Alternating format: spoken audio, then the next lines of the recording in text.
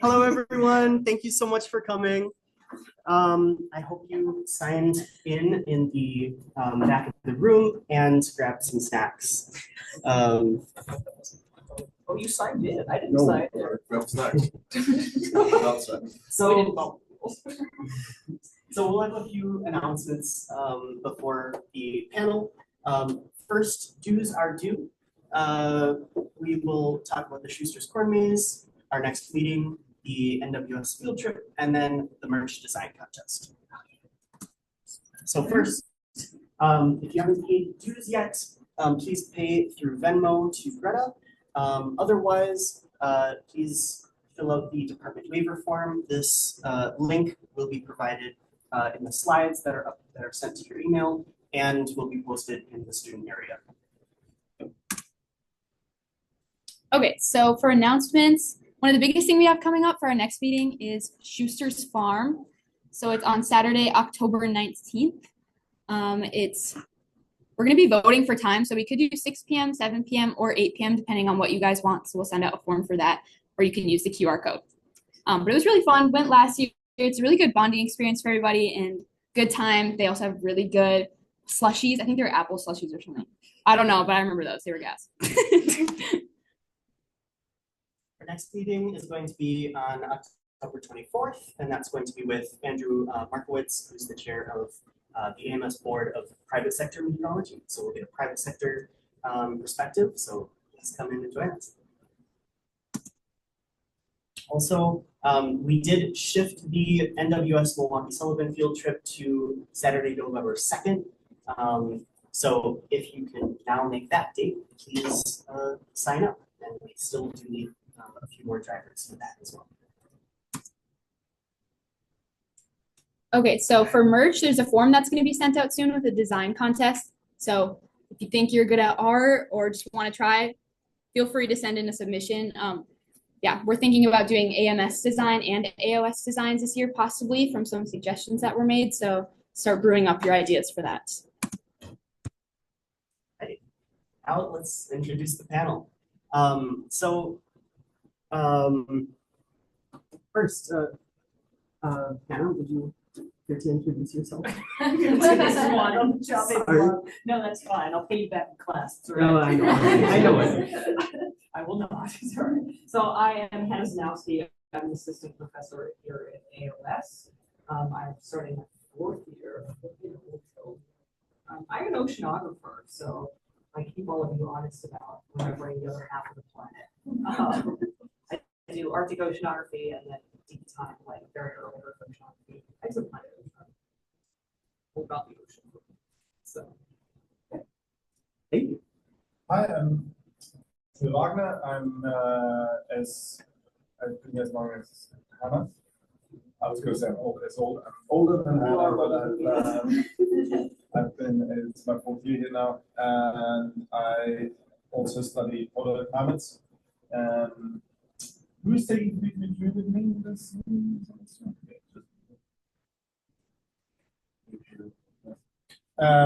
So yeah, I don't actually teach the undergrad classes, right? So most of you haven't actually seen it. I do happen to be chairing the grad school applications for this department, so maybe I can shed some light on the process there.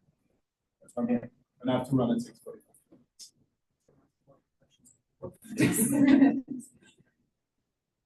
Hey, I'm Caitlin Heinlein. I'm going on my 5th year here, and 5th year.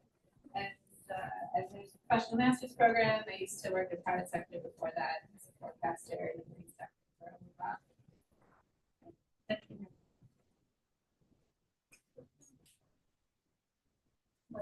Yes, please. Hi, I'm Layla. I'm a 2nd year grad student here at UW. I also went undergrad here, and I was on the AMS board 2 years ago. So, familiar faces here, but I don't know any of you guys. I know some of you. I see some of your faces that are also a grader for 330 this year, and then or this semester. And then yeah, I'm working with the cloud group in Sims, and also joined with Tristan Leclerc, who teaches radar and satellite. If you have any questions about research in terms of you want to do the same, but also be joined with ALS. Like we did. Hi guys, I'm Adriana. I'm a first year master's student. I was in your seats a year ago, which is crazy that I'm up here. I was also on the board last year as well. I've been part of AMS since my sophomore year. I also did my undergraduate, by the way. Yeah, and I'm working with the tropical mineralogy group under the supervision of Angel Adams. Awesome groups with you guys over on social topics. I'm gonna be on several topics. So yeah. Great. Thank you all so much for introducing yourselves. So yes, today the conversation is going to be about REUs, research experiences for undergrads, and grad school. Both of these have applications, and getting into the program is we're in the timeline of actually applying for grad school and looking into which REUs to apply to. So a question right off the bat is, oh, I'm sorry. Oh, what exactly are REUs? That's a really good question. Am I fielding that one? Yes. All right, so are you? Let me field it. and I will tell you I'm gonna something throw you out totally- the window. Totally wrong. So the Center for Research Experiences for undergraduates are a National Science Foundation funded, literally experience, where most programs will bring you out to their location for 10 weeks in the summer. They pair you with a mentor to do research, and you kind of do that, and they give you like professional development, go through a bunch of other really cool stuff. There's activities, all sorts of things like that. So it's like, and it's paid. So yeah, and they usually like pay for your housing and things like that, and then you get a little bit of study. And it's somewhere between $6,000 and it has been $6,000 for the summer typically from NSF, but that I think is going to change to $7,000 soon-ish, just because of the cost of everything has gone up, right? So you usually go somewhere for 10 weeks, and you get to try out research and pair you with somebody with a project that hopefully you'll be interested in. It's not always perfect, right? But it's a chance to try that out. So you have to write a bunch of applications. They're quite competitive, but there's a ton of them out there in terms of having opportunities. And so you can actually go to the National Science Foundation website, and they have a whole REU listing in the field that you might be interested in. You can go from there. They have a common application typically for NSF, but that will depend on the program. So it is a bit of work, but I think a lot of the applications ask you the same types of questions in terms of what you're looking for. So yeah, it's just get a chance to dive into research, see if you like it, see if you don't, I think about your future fit. And also, if you are interested in grad school after your undergrad, having an REU on your program, on your CV looks very good. Yeah, you want some kind of research experience if you are applying to graduate school in a research capacity. I think at this point in time that it's almost pretty much required. If I'm being honest, like I think in some circumstances, like have like a different path or something like that, it would depend. But most people want to see that, at least try it out, see if it's something that you really want to do, and kind of go from there. So if it's not an REU, is it still amazing? Yes.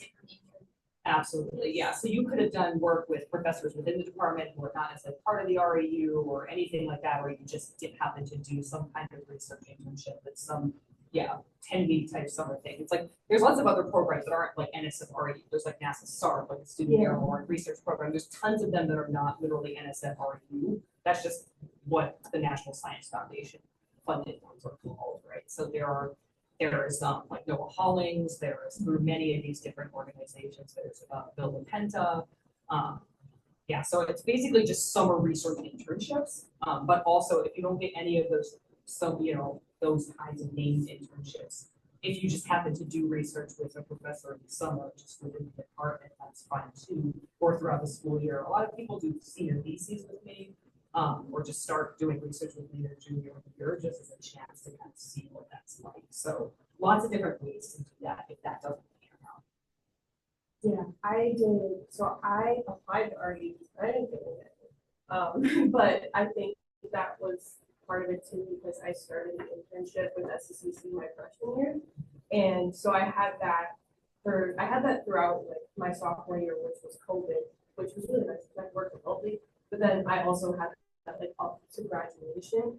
And I'm pretty sure like if you have research experience already, that's kind of like when you apply for REU, they're like, oh, Yeah. they want to like fund someone who like wants to do research but hasn't had that opportunity. Yeah. But if you have research experience under your belt already, that's also good too, because that's how I ultimately got my. Yeah, so if you have a lot of prior research experience as you're applying for REUs, you will be less competitive in that way because the point is to actually get people experience who don't have it. But every REU has slightly different parameters for how they judge that. So it is not a fully closed door, so don't not apply because you're like, oh, she already did research, right? Like, Ivana got into the ESS REU for CSU last summer, and she had been doing research with me already. So it's not like the door is shut in that case. It's just that if you had a ton, and especially if you already have an NSF REU experience, applying again, like the chances of you getting one again for like a second year are really low because we're supposed to be distributing that funding across as many people as possible, right?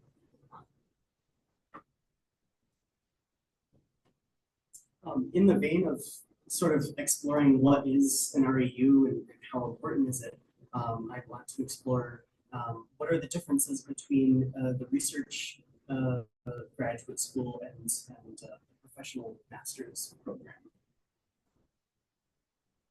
Yeah, so both programs, you end up taking a lot of the same coursework. So both programs require, or at least the master's side, require 30 credits, and 24 of those credits are strictly within some type of graduate course, whether it's dynamics or tropical or this computational methods course falls under there too.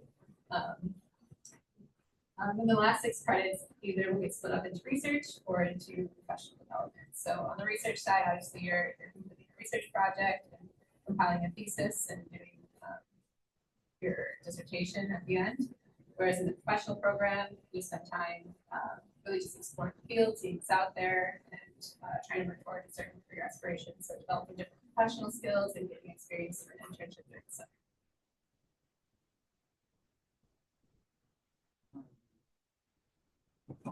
When it comes to applying to grad school, obviously there's grades, there's a lot of recommendations, there's writing to RO, right? Out of all of those, what really is the most important? Writing, having a really solid personal statement. Is that what they call it? Yeah, having a really solid personal statement, like seriously, like goes back to like when you're applying to college, like that sound out like everything concise, like what you're interested in, what's qualified, what skills you possess that would make you fit. Also, if you are applying to grad school, you should be starting that process now.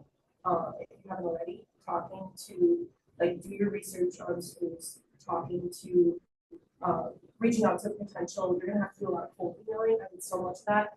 You just reach out to someone that you potentially want to work with, you like their research, just be like, hey, I'm a student at UW, I want to do this. I'm interested in your work. I really liked your work on this paper. Are you taking students? And then like make sure that you get that connection before you actually apply, because usually that's sometimes part of the application process too, is they want to know like who you want to work with. It's you'd be working with like an advisor. And so making that connection at first is really important.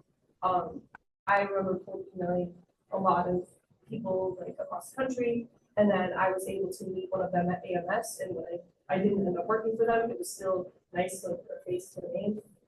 So networking and making a very clean personal statement. That would be my suggestion. I'm gonna bounce off of that with the personal statement.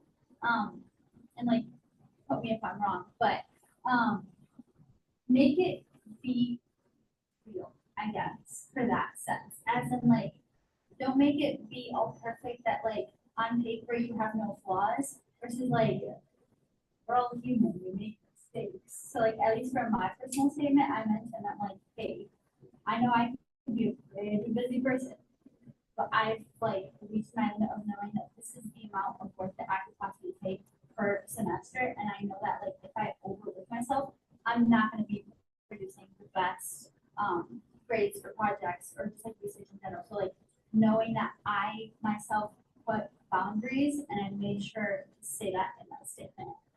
So like kind of show like your good side, but also like, hey, this might be a flaw. Like this is how I like learn from it or learn. Yeah, so but like that you learn from it, that you like show that you have improvement. And then as far as like connection goes, also reach out to the grad students because they will tell you like when it's full-heartedly, this is what happens within our group. Because there is like a grad student that I talked to, and he's like, yeah, like, people have their own like offices. There's not really like an office for like your whole entire group. I'm like, that's kind of lonely. I don't know if I like that, you know. Or just like, yeah, we don't do a lot of like group work. It's just more one-on-one to advisor. Because I'm the type of person that I love to have people around. I love to talk to people. So like having a bigger group, having bigger meetings with groups and doing stuff with that was more so important to me versus like, no, it's just more one-on-one with your advisor and everybody else. So yeah, I would definitely reach out to grad students. They will be honest. For writing, I would also iterate on the letters do help also if they can tell us more than what you already have in your personal statement. That's okay. We don't count that against you. So Well, we do. If you write a shitty letter, that would. well, I mean, yes. if somebody like wrote something negative about you, yes, that would count against you. But if Oh, somebody, you mean like I mean, if they wrote a you mean letter the that doesn't reference actually, if the letters yes, are- yes, sorry, no. I mean, if the reference letters didn't actually tell us anything beyond what you're seeing, like that's what I mean. Like, sorry, No. but yes, no. If you don't write a good personal statement, that will definitely count against you because that's the first thing you look at, and it makes a really big impact if that thing is readable versus not. You read a lot of them, and like it sucks to say that, but like the good ones do stand out right off the bat. You know, when they tell us this story, you know, they're genuine, exactly like you can say, and they are also honest, right? Being able to talk about those things actually shows incredible maturity, which is something you need in graduate school. And matters a lot for your ability to kind of tackle the kinds of challenging problems that you're going to face. So we're looking a little bit more beyond like, yeah, you don't actually need to look perfect to be perfect. And we can tell when you're bullshitting us. So we can tell. Like, so I think, you know, it's more about just what have you done and how have you kind of thought about that process and how does that make you who you are and how does that inform your interest in applying to grad school. But anyway, I think I've waxed poetic a bit and there was a question in the back there, so go for it. Yes, speaking of networking with graduate students, how would we get in contact with graduate students? Be like, hey, are you a grad student? You can do that. Yeah. We'll come up to my office. I'm on 15. At least as far as I know, if you go up to any grad student here, they're going to be bad encounter with anyone at all. So yeah, like, and also like going to these meetings, like, you already have like a connection with the questions about the application process or you can contact anyone on this phone. Questions. Yeah, and if there's someone specific, like outside the groups that you guys know, Yeah. like they can put you in contact with them. You can go to our website for grad students and you'll put listed there, and then you can find their information on the AOS directory. It is okay to hold email them. They'll be So- fine. Yeah, can I just put in a couple of things here? The conversation with the grad students becomes most relevant when you are actually considering taking somebody's offer. Right? You don't really care about how a good environment is in the very early discussions with it, right? It's you might do, yeah, but it becomes crucial Yes, to talk to people's before you group before you make the actual decision to join.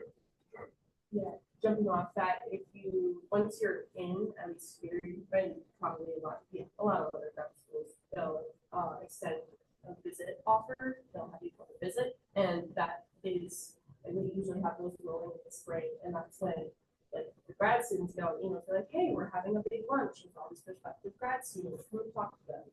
So that's something that we offer here, which I found really beneficial. If you're applying outside of UW-Madison, like don't be afraid to ask to visit that school. Some of them might not have a formal visit day set up, so you can really just reach out and ask them at one time. You can specifically request to meet the student. And when you do the cold emailing, try to not make it cold. Yeah, ideally you have some link. Yeah, and maybe you have one of the professors here knows the professor at other university, and you can sort of say, even if you just say, I've been taking this class, and email somebody at Boulder and you say, I've been taking this class with Professor Zanowski, and that's going to be really excited about oceanography, then that triggers a link for the professor there that this is something familiar. I get so many cold emails, and if there's nothing that connects me to these people, it just moves them further down in my sort of like, why would I? But if you come in and be like, hey, I've been doing research with so-and-so, and I know that person, and I'm like, oh, they do really cool research, so that's going to really help you straight away. The other thing, all of this is obvious, but don't write some form of platitude where you're like, oh, I'm really excited about the ice in the ocean or something, when you're not actually excited about it, okay? And so also, like, I loved your paper on stochastic inferences. If you don't know what stochastic inferences are, yeah? So, like, yes, if you have something to say that. If you don't, don't be fake about it. Yeah, like, if don't you feel just like say, you have to. like, I'd much rather get an email from somebody saying, I'm just like really broadly scoping. Somehow I've had this class in polar oceanography and I found it quite exciting. I don't know much about it, but it could be something Interesting. It could be something that I'm exploring for grad school. Yeah, short and sweet is better. Like, please don't make it really long. We're not gonna read through most of it. And that, again, it's not us trying to be rude, it's just that we get so many emails and it's so overwhelming. And I don't mean just so many emails from prospective students. I just mean the amount of email we get in a given day. I could literally spend our whole day just on our email, and like, that's not feasible, right? So sometimes, either make the connection, and if you don't have one, that is also okay. Like, I think just being like, I get people who are like, I stumbled across your website and I really like your philosophy resonates. So just something that makes it clear that you actually did some kind of homework. And it does not mean reading my papers. I do not give a shit about my papers. Like, please don't read my papers. Like, it's okay. Like, I don't need you to do that, unless you did. If you really did and you found it interesting, I'm not gonna be like, okay, like, if I can be bad, but like, don't feel like you have to, go totally out of the way and do a bunch of stuff. It just needs to be somewhere in between. It's like, it's to the point of like, hey, I'm doing work on this, or I'm doing this research. Just attach your CV, and we can make the decision from there. We'll let you know if we're not taking graduate students or whatever our situation is. And yeah, if you haven't heard back from us in some period of time, usually like a couple weeks, you can boost to the top again. If you have not probably heard back a second time, I recommend just a UB, and it is actually nothing personal. Often it just gets lost in the fray, and it has nothing to do with somebody not necessarily wanting to work with you. It's just really hard not to take that personally, because we've all been on the other side of it too, when we had to write to professors and sometimes you've written nothing and you're like, oh gosh, So it's not, rarely is it actually you. And so it just kind of the nature of how we have to deal with things now, unfortunately. So again, kind of try to get to the point as quickly as possible. And if you're not sure, run it by full. There's a lot of people at this table or elsewhere. I won't speak for everybody, but if you're like, hey, Professor Zanowski, like, is this an okay cold email to write to somebody or another grad student who's done this? Just ask us, and we can look at that real quickly. If you're like, yeah, that's totally fine. So if you're worried about even how to write the cold email, like, please just ask, because there's tons of people who can help with that process, right? Going off of that, after you were cold email someone, if some professor emails back, they might ask you if you want to do like a virtual meeting, which would kind of like an interview, but it's more so like they just want to meet you and like, you know, if you're a good fit for their group. I It had, is an interview. well, there you go. So, you'll just like, I don't know, I sat down with someone at, Urbana Champaign, and I chatted with them about their work, and then they asked me about like my experience doing it, and then, I don't know, I didn't end up getting it, but like, that like did happen, and I was like getting good experience from that too, so nothing ever gets, like, all these experiences you're gonna have applying to grad school, nothing's ever gonna like go to waste, because like, I was able to talk to someone and like learn about their research, and I love it here so much that I don't think I could have gone anywhere else. So, So I ended this up is- working out. Yeah, this is a very good point. If you get to that stage, if you emailed somebody, you made a connection, they're like, all right, let's set up a Zoom. Yeah? And especially if you in your CV or in your email, you mention about any research that you've done yourself. Yeah. Then be prepared that the person that you're going to talk to is going to ask you about their research. And you should ideally have a couple of slides ready to go. Right? So that when they're like, oh, so what have you been up to? If you're like, well, it wasn't that cool, that's kind of a killer, right? So you want to be like, oh, let me show this. Can you share my screen and have a couple of slides ready to go? Because those Zooms before the visit dates or whatever, they are absolutely. The other thing I wanted to add to the letter writing is yes, be real, but don't be too real. What I mean is, if like some personal statements read like some hard pouring out of somebody. Yeah, don't feel like you need to trauma dump. yeah, exactly. Don't trauma dump. Don't feel like you need to do that to get into graduate school, right? Like if your trauma is an important part of it, informs how you're going to, why you're going to graduate school, and you feel like it's a need you need to talk about that, it's okay. But there's no pressure to actually do that. Like I think students nowadays think they have to tell some like Harrowing story, terrible yeah, story yeah. to be worthy of graduate school. It's not that. It just that if it makes sense, it's okay. But like, yeah, If think you about have, how you do it. if you were lucky enough to have a fairly smooth ride through life, and you're just really excited about some AOS Right. topic, That's that's also great. okay. right? I'm very happy to take somebody who doesn't have a trauma. I'll also take somebody with a trauma, absolutely. Don't need it. It's not a. Yeah, don't feel like you have to have it as required. Yeah. Again, so just think about that. If it is something that you're like, I really do want to share this because it's an important part about how I operate and how I'm going to approach things. And it's fundamental to who I am. Like that, again, it's okay, but just, yeah, think about the context in which you want to do that, because that's a very personal decision. And we just don't want you guys to feel like you have to do that, because I've seen that in recent years where I've seen some students think that they have to do that, which is not what we're going for when we say genuine, it's the parts of you also that you want to talk about. And I know we're like saying like, do this, don't do this. It's Right. all like, ultimately you're gonna write your Yeah. statement and it's gonna be yours and it's not gonna fit this. There is no goal. Exactly. That's what's hard, right?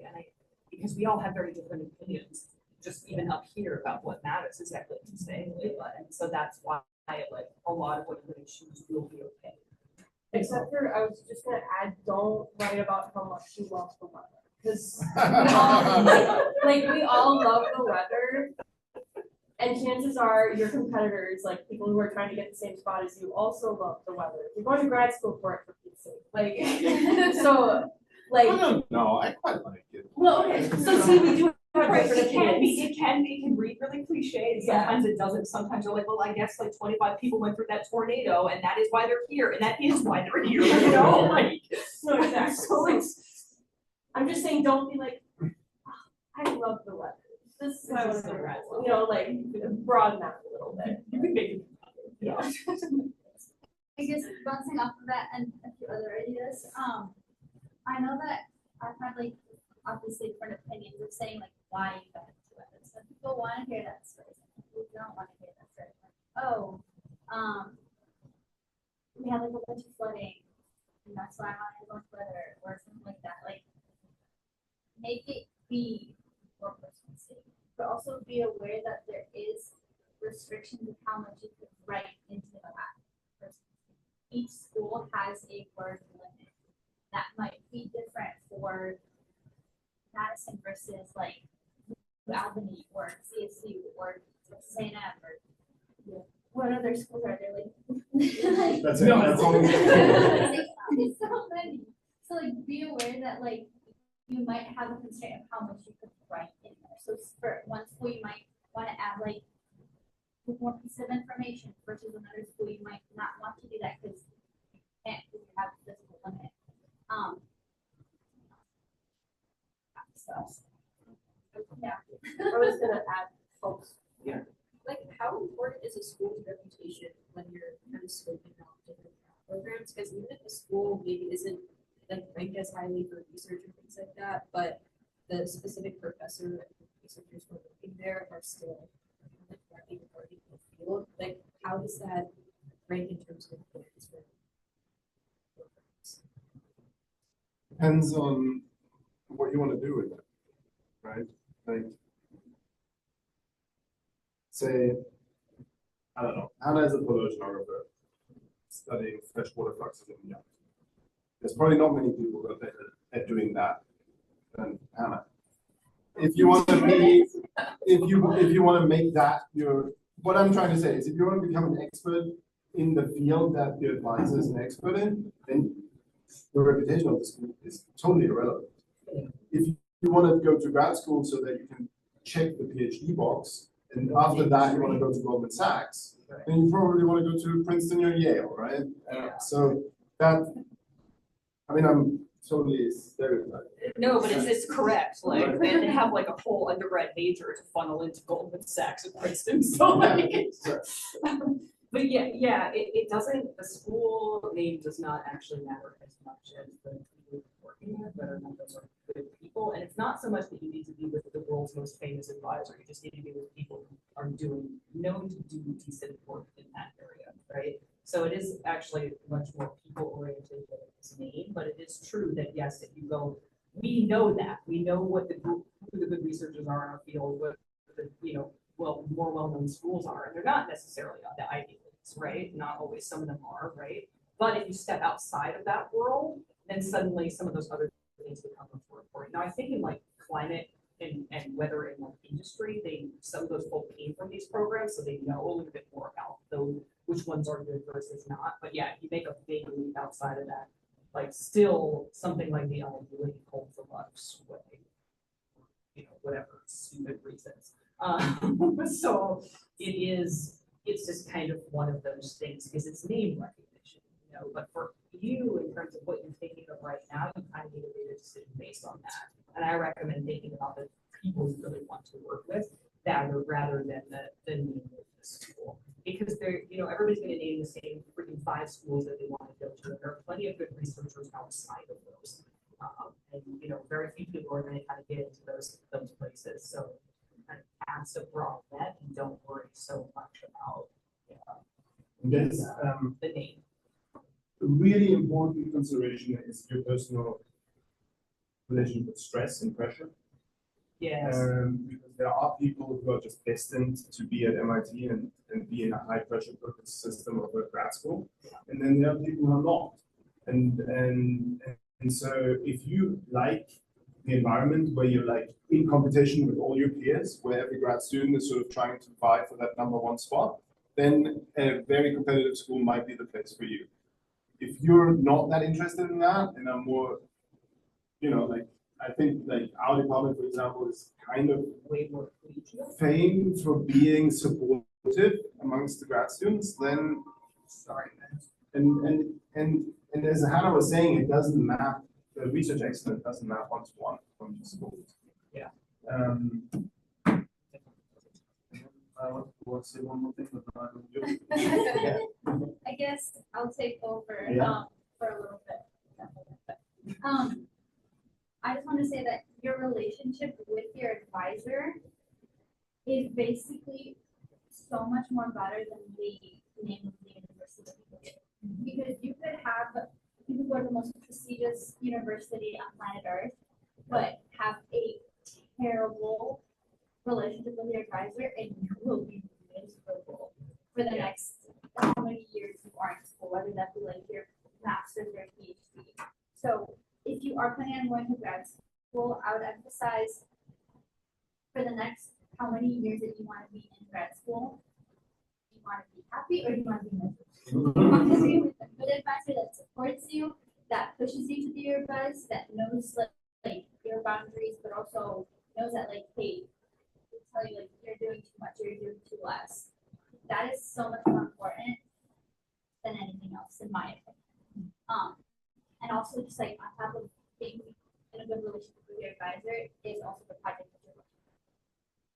You want to work on something that you're like, it doesn't seem too exciting. This is something that's like, oh, I want to do this, like, I want to jump into research right now and then, like, obviously pick that project over something that you're like, not sure about. So the single most important, Oh, you should remember to Eleanor the question. yeah, can I? Go for it. Just remember this. Yeah, don't forget, the single most important thing is to pick the right advisor, right? And it's very hard. It's like a blind date, right? Because you have not worked with them before. But there are certain elements that you can probe. Are they active? Yeah. Do they publish research? Do they have a group? Do they have graduate students? Of course, ideally, you will talk to the graduate students eventually. And then do they do other things? What's their website look like? Do they have statements on inclusivity? Do they interact with other, with the AMS or AGU, or is it like some isolated person who's been sitting in some ivory tower for 30 years? And so you can, and like I speak from experience, my on-paper PhD advisor was a disaster. And I just didn't do the research. He had a fancy name at a fancy school, right? And I was like, oh, it's amazing. Get my PhD at Cambridge. And I was exactly in that situation where I was like absolutely miserable. And then I was lucky that somebody else sort of took pity of me and up my, but I just didn't do that with it. So that's why I'm always keen to be in this position now and say, do your homework, make sure that the advisor you're going to engage with is not going to be an absolute butter. Because they are. We can tell you it was all about big run through the ringer at campus. Yes. So that's because it's kind of like a little bit. I'm not buying for the ERP right now, and that's like you're trying to explain research to maybe not white atmospheric scientists, but some geoscientists in general. So how do you explain like your research to more than just our media people? Usually with a little less jargon. You can make some assumptions, right, because they're geoscientists, but in general, so you can speak at kind of the scientific level, but you do need to kind of go the extra mile to explain some of the more field-specific terminology to kind of make that clear. Now, you can go overboard with that potentially in the GRFP accidentally, right? So there's a happy medium where you're just getting your points across. What that looks like, though, depends very much on the quote. And whether, so I think also having people read it who maybe are not familiar with what you're doing or what you're writing about is a good way to do that. Do you have a faculty advisor here that helps helping you with this? Or you Yeah. Yeah. Okay. Yeah. Help. That have that, yeah. Have them, okay. But also like you can have peers, you can have grad students look at that too, folk who are like kind of steeped in science, but like it may not really know a lot about what you're doing in particular. It'd be a really good litmus test for like, is this comprehensible or like completely incomprehensible, right? From that perspective. How I explain my research to my university, just break it down. I did research on greenhouse gases, so the gases that are in animals. From there, so if you have like a younger sibling,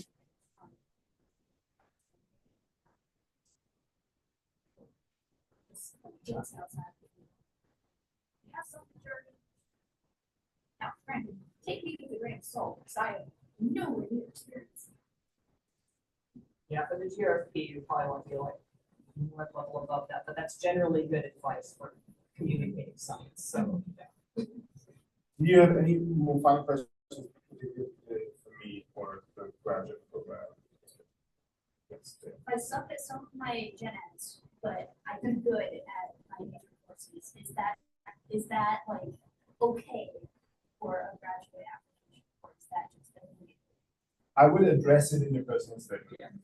I would make it very clear because it does raise a flag, right? So if I have an application and there's a bunch of C's in there and it's not discussed anywhere in the portfolio, then I'm like, probably put that lower down. If you have a reason or a bad reason or any reason, right? Just anything that could be perceived as something that's like a gap or just something, anything that's unconventional in your file often these things can work in your favor. You just have to discuss them and address them. Yeah. Just kind of frame it in that way.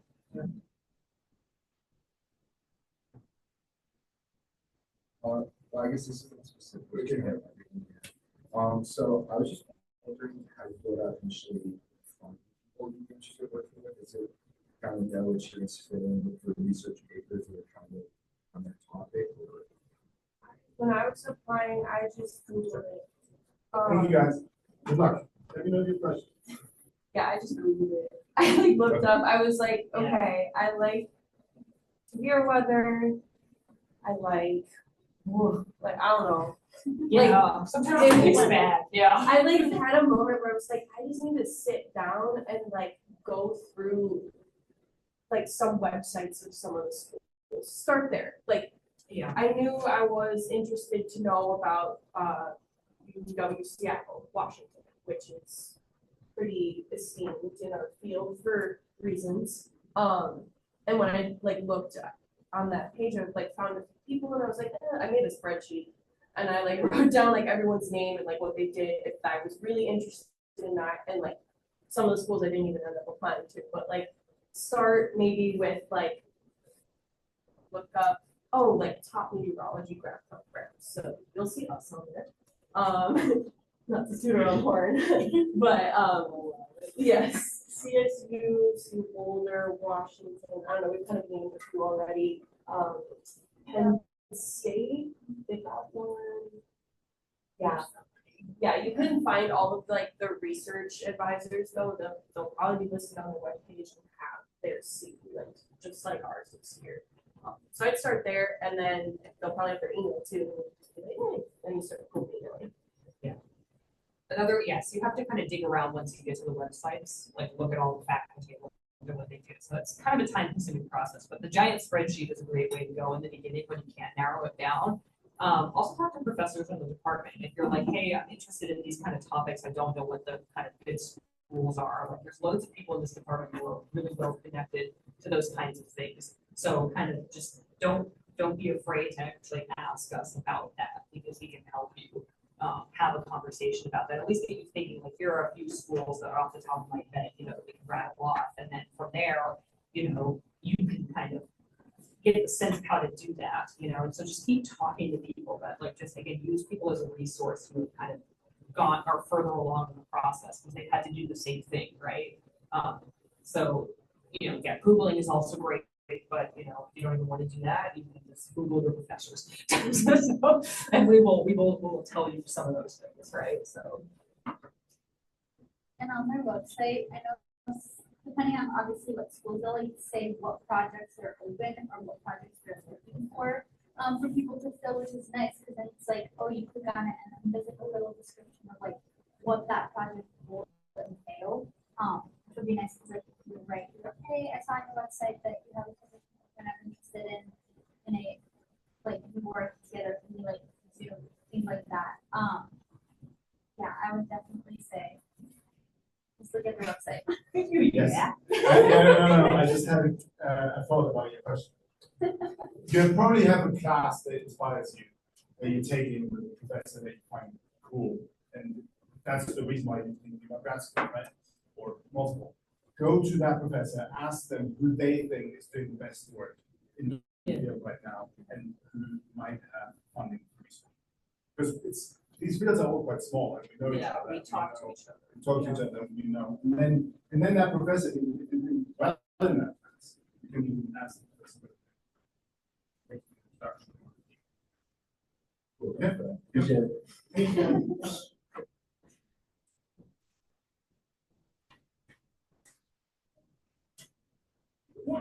So what are the reasons for those people supply student that they like masters in the PhD program instead of like saying like just doing a master's or just like going straight to the PhD?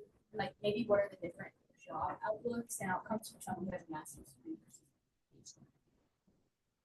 PhD? Loaded I was very anti-PhD when I first got here, and now I'm doing my PhD. So, yeah, expect your mind to change, expect change, because I was like, oh my God, doing a PhD just sounds terrible, and then it ended up being the best option for me. So, don't close off any doors. That would be the number one. It's like, keep your mind open, because I did, and luckily it worked out. Yeah. And then some of the program you apply to, so some of them will actually be PhD only.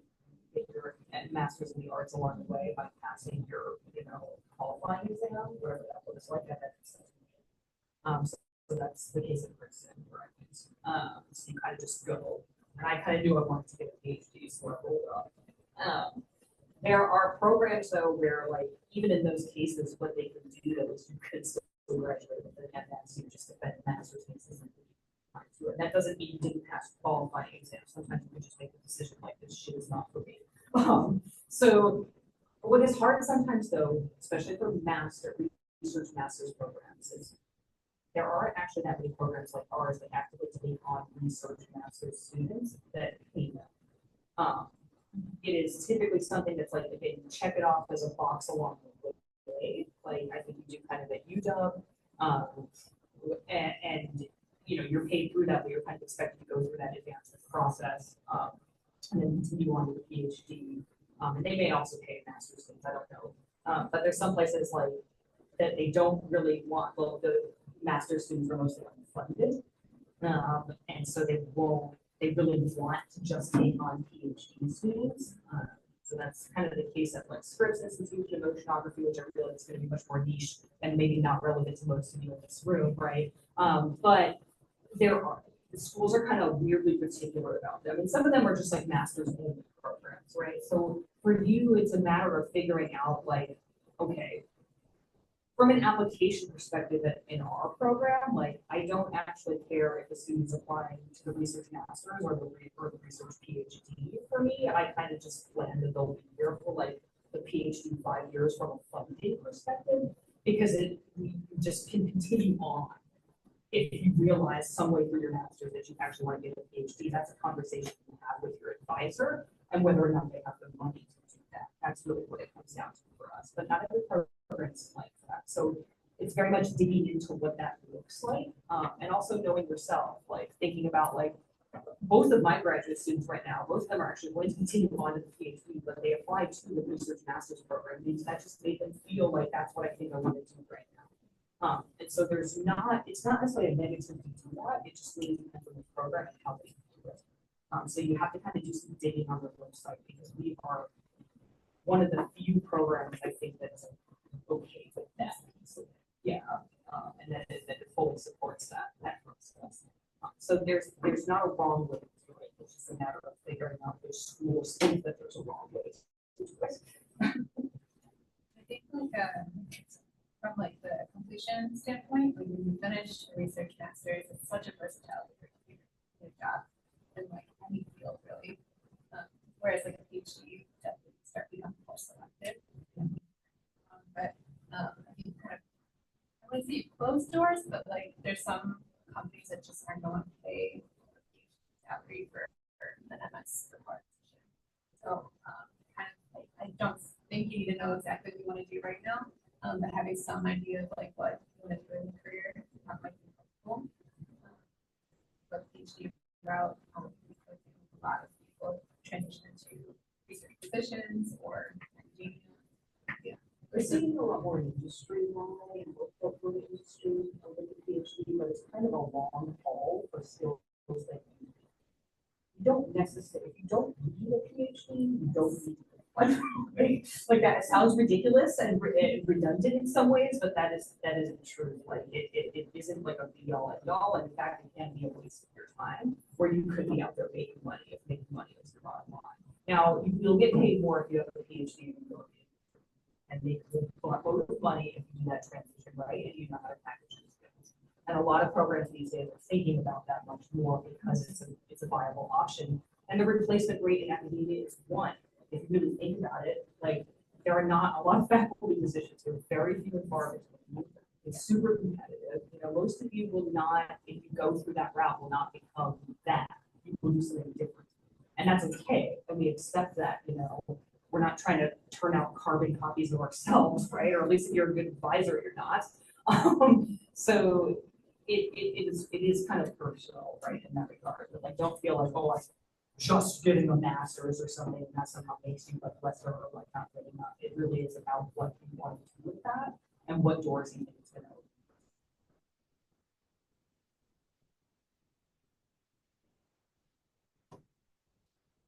Questions about, especially especially for like REUs, we've been talking about graduate school. But and yeah, you did. But are there any questions about timelines about REUs or Is it specific to REUs, but more like if you want to get involved with research as an undergrad, like during the school year, like would you just do that, go about that as we say, professors and they sort of teachers.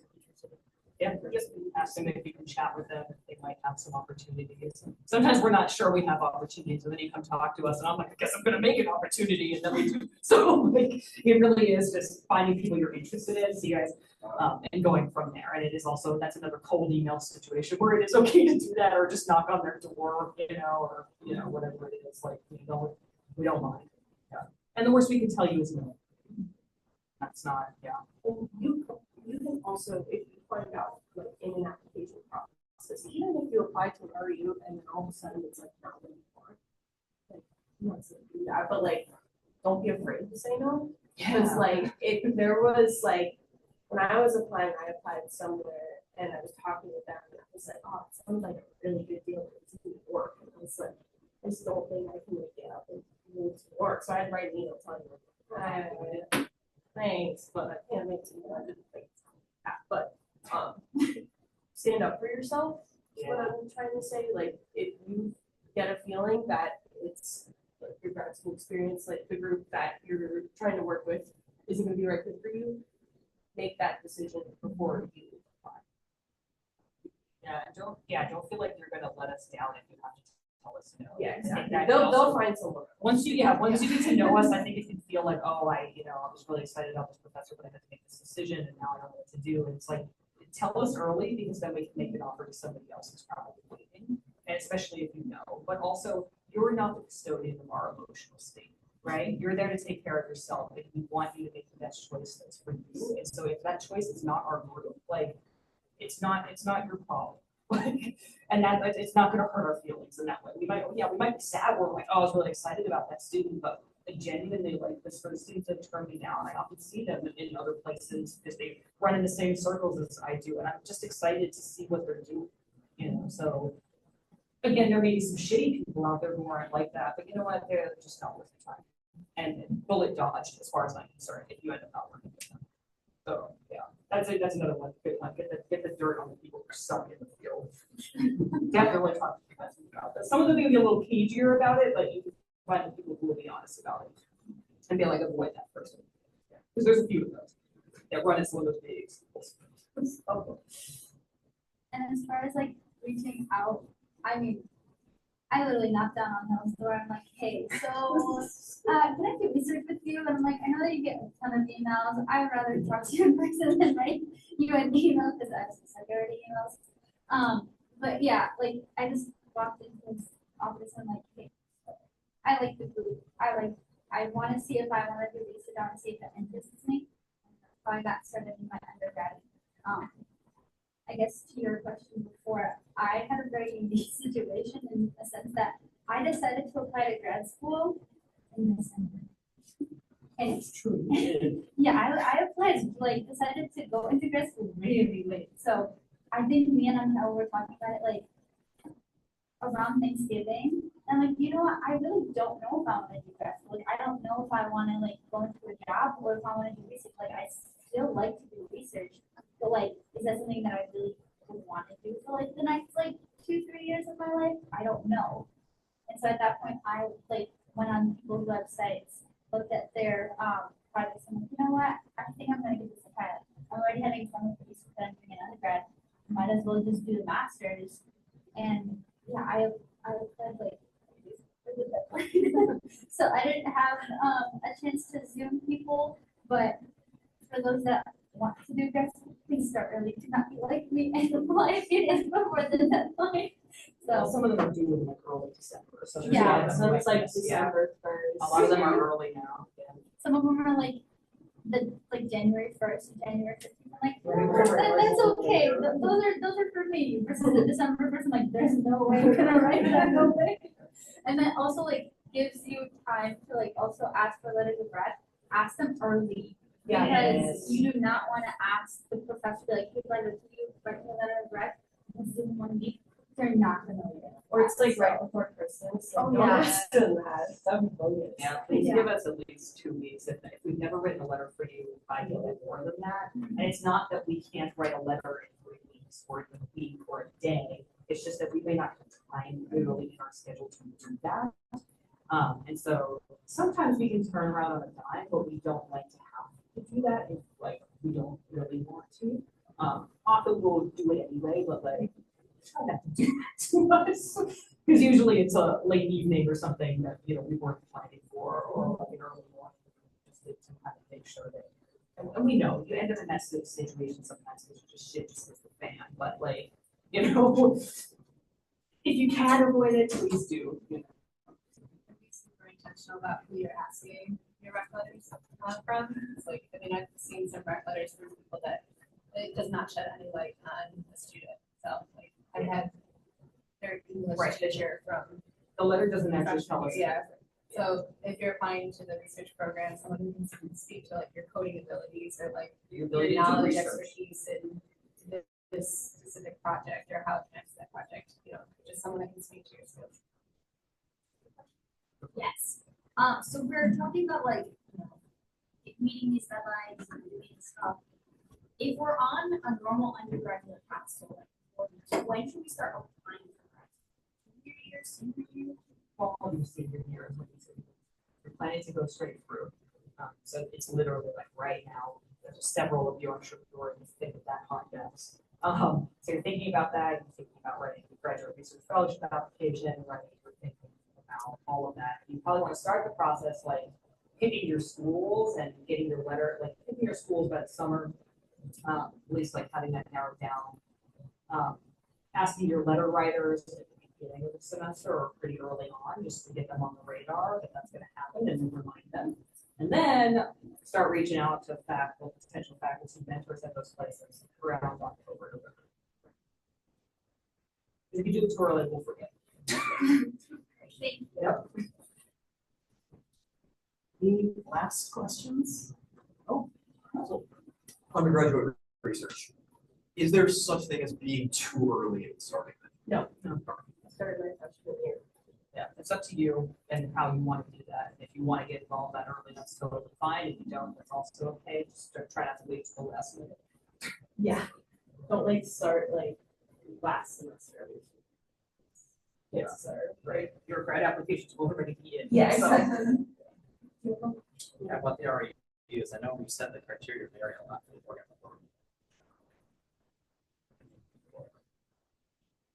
Yeah, so we do look for students who don't have a ton of research experience, right? So that's kind of the goal. We look for kind of a cohort that's going to work well together. So that's kind of weird when you think about who kind of makes it to the finalist pool. Often nowadays coding is not a requirement because they'll have kind of like on campus, you know, coding and skills like that. You can talk about it if you have some of those. We're really like, questions vary a lot. We're just looking for students who, you know, have potential and have an interest in what they're applying for. That they didn't just send us an application. It's like I applied to like 500 REUs and wrote the same application. And kind of think about if you're applying, for example, to like an REU, like a specific REU program, like why did you choose that one actually? You know, like be able to kind of articulate it in a way that's meaningful, you know, it doesn't have to be over the top, like, oh, this is the greatest program, blah, blah, blah. Like it doesn't have to be things like that, but like if it caught your eye for a reason, talk about that, you know. But just also talk about some of the skills you do have.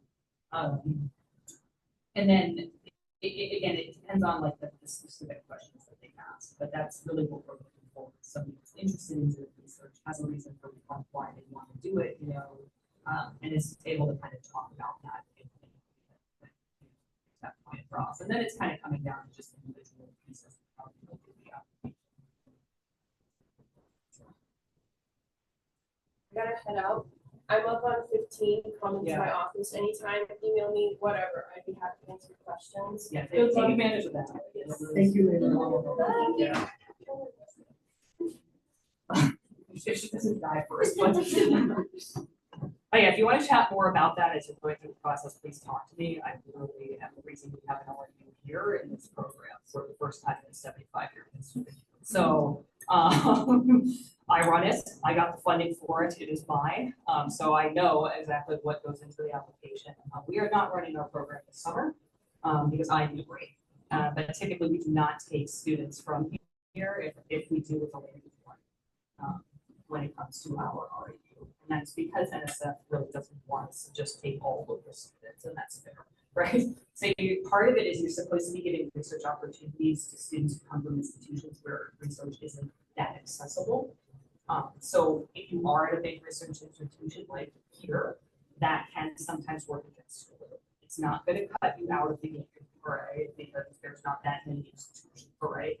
But it is something that people do kind of look for on the other hood, is that there's actually mandates for that we need to be taking most of our students from non-R1 research institutions. But not every program is like that, you know. That may be NSF specific, so REU specific, but not necessarily things like NASA SARC or any of those other programs out there, right? So there are many opportunities. But again, it's kind of coming down to like the grad applications, kind of being genuine in what you've done and kind of what you've been interested in. Even if you're like, I don't have any coding experience, but I take some courses or I've done this, you know. The types of questions we ask, we kind of expect you to not have that experience yet. And if you do, it's not a problem. Just, you know, we ask them it very differently.